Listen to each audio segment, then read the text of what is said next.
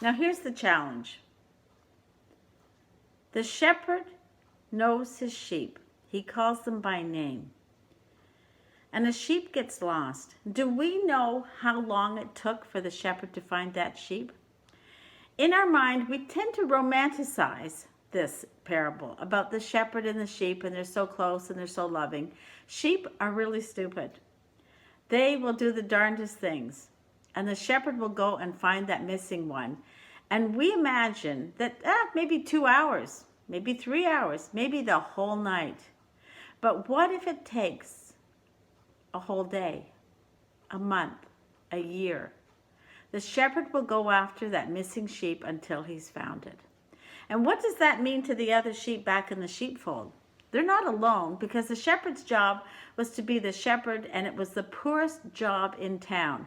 There were a lot of people, a lot of men who were the shepherds at the time, and they worked together. So they would have been left with others taking care of them in the sheepfold while the good shepherd went out to search for the sheep.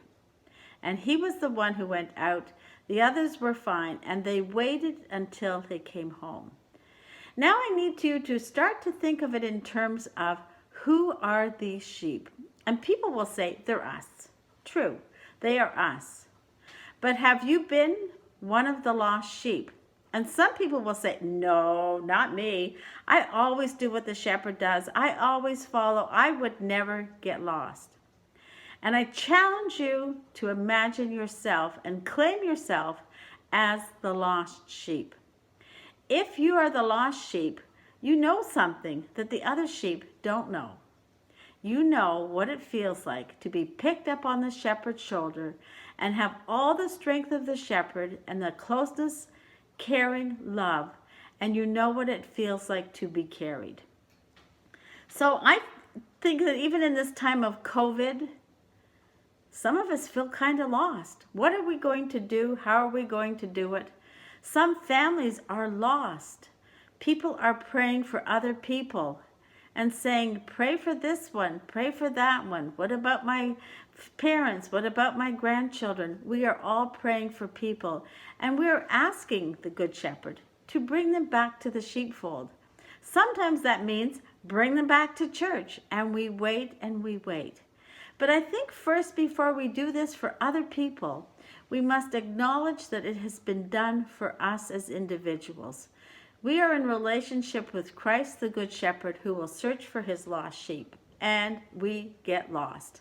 If you are perfect and never do anything wrong, and you've never been so sick that you felt lost and you couldn't even pray for yourself, or you have gone through some kind of family crisis, work crisis, and you have felt lost, well, you are one of the very, very, very few. And I challenge you to say, okay, I think I might have been lost sometime. I know what that feels like.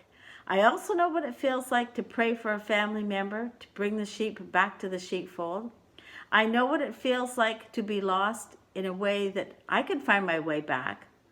But sometimes, if you're really lost, the only way back is to wait and wait for the shepherd to come, search for you and find you, and bring you home. Now, the children love this, because as soon as they see there's one sheep stuck out there by themselves, I tell you, they almost stop breathing, saying, I forgot to bring it in, I forgot to do it. And then, when they see the shepherd go and search for the sheep and bring it back, there's such joy, there's such a relief.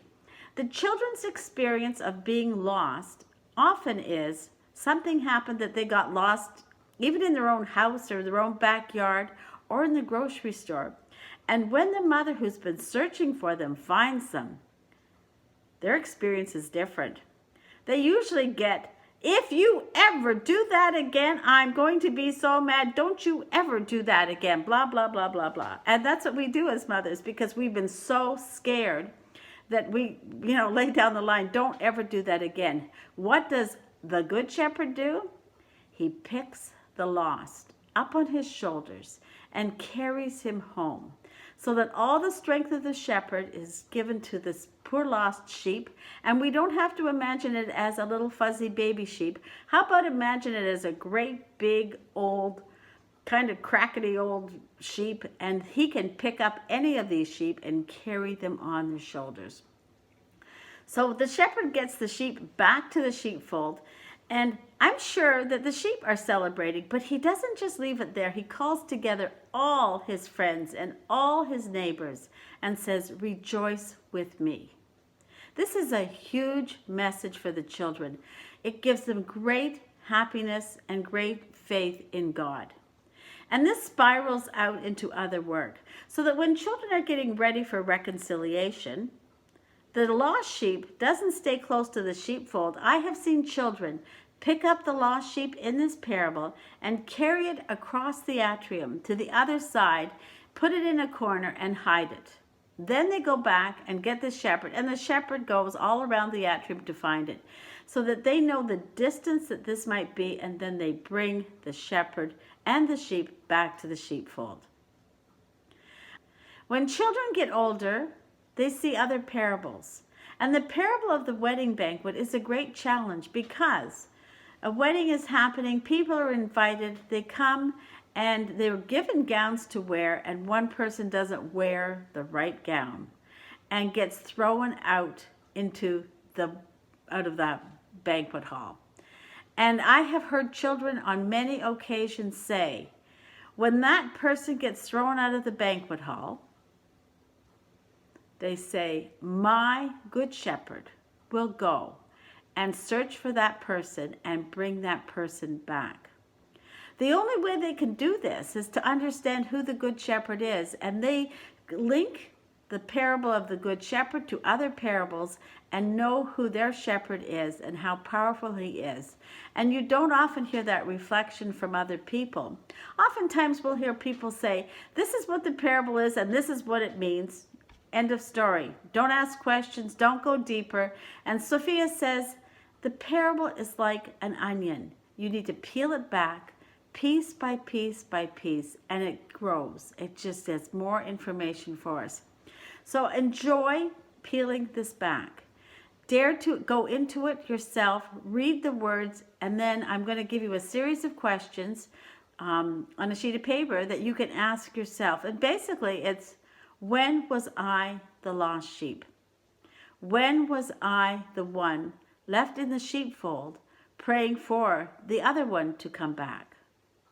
When was I the one who was picked up and carried on the shoulders? And what did that feel like? If you like, you can list the times that that's happened.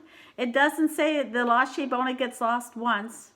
No, I have personally been picked up and carried on the shepherd's shoulders a few times. And that's another story, a book, maybe a movie, but I know what it feels like to have that happen.